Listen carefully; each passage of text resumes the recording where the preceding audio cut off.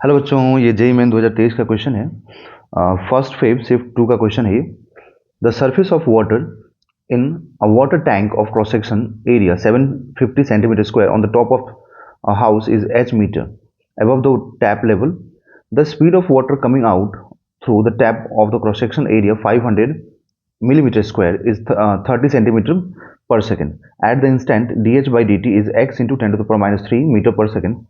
The value of x is x का value क्या होगा, ये आपसे पूछ रहा है। ठीक है, तो इस केस में हम लोग क्या करेंगे, देखिए कि यहाँ पर बोला गया कि हमारे पास एक ऐसा वाटर टैंक है जिसका ये जो एरिया वाला पार्ट है ना, ये वाला एरिया, इसके बारे में बोल रहा है कि एरिया कितना है 750 है ना। तो 750 सेंटीमीटर स्क्वायर, तो 750 सेंटीमीटर स्क्वायर है ना।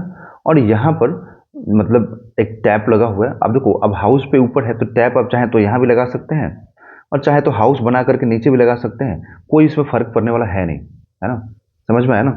अगर आप नीचे भी लगाते हैं, मान लो अगर यहाँ पर भी टैप लगा देते हैं, या फिर आप बोलते हैं कि नहीं पूरा मैं हाउस बनाऊंगा और हाउस बना के नीचे में टैप लगाऊंगा, तब भी कोई फर्क नहीं पड़ने वाला है। ठीक है, तब भी रिजल्ट सेम ही आने वाला है। ठीक है, तो यहाँ पर आप मान लो यहाँ पर टैप है ना, तो इस टैप का एरिया हमें दिया हुआ, यहाँ का वेलोसिटी हमें दिया हुआ, तो इसको आप A1, ठीक है, और यहाँ पे भी वाटर जब यहाँ पे निकल रहा होगा ना, तो इसका A2 और V2 मान लीजिए, V2 स्पीड से निकल रहा है, A2 एरिया है इस टाइप का। तो यहाँ पे ये जो है इसका हाइट, वो तो जो वाटर लेवल है वो तो वाटर लेवल रिड्यूस कर रहा है ना। तो वाटर लेवल जब रिड्यूस करेगा वाटर नीचे जाने की वजह से, तो यहाँ पर हम लोग क्या बोलेंगे कि वाटर लेवल कुछ स्पीड V1 से कम हो रहा है, तो V1 क्या हो जाएगा, V1 हो जाएगा h का रेट, है ना। तो V1 को हम लोग क्या बोलेंगे कि जो h जिस रेट से कम होगा वही होगा V1।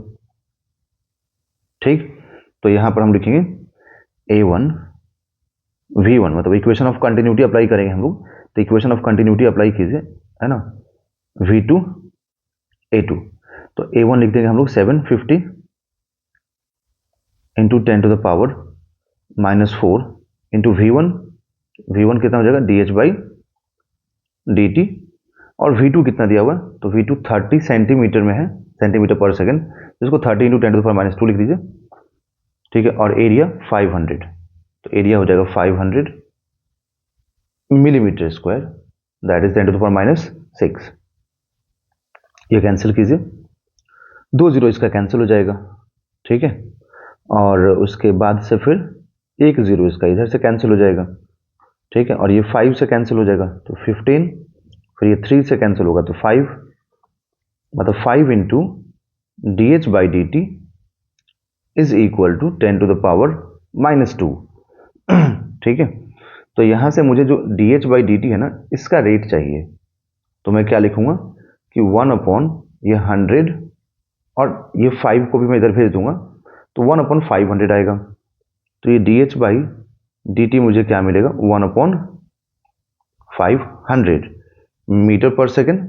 तो इसको मैं सेंटीमीटर में कन्वर्ट कर दूं, तो ये 100 आ जाएगा ना, 100 सेंटीमीटर पर सेकेंड। तो यहाँ से ये कितना आ जाएगा 2 जीरो कैंसिल कर दूं, तो ये जो DH बाई DT है ये मुझे मालूम होगा 0.2 सेंटीमीटर पर सेकेंड, 0.2 सेंटीमीटर पर सेकेंड, है ना। अच्छा, मीटर में भी यहाँ पे दिया हुआ बच्चों, है ना। एक मिनट रुकिए, आंसर तो हम लोगों ने सही निकाला, बट इसको हमें चेंज करना है किसी और फॉर्म में, तो चेंज मुझे किसी और फॉर्म में करना है ना। तो ये आंसर यहाँ तक ठीक है, बट इसको अलग फॉर्म में चेंज करना है, तो इसको हम लोग ऐसे लिखेंगे यहाँ पर कि 2 इंटू 10 टू द पावर -1, 0.2 को ऐसे लिख दूंगा, और सेंटीमीटर को मीटर में कन्वर्ट कर दीजिए। ठीक है, तो आ जाएगा 2 into 10 to the power -3 metre per second, जो कि x into 10 to the power -3 है। तो यहाँ से कंपैरिजन करके x कितना आएगा, 2 आएगा। तो यहाँ पे x का जो वैल्यू होगा वो 2 होगा, तो आंसर विल बी 2।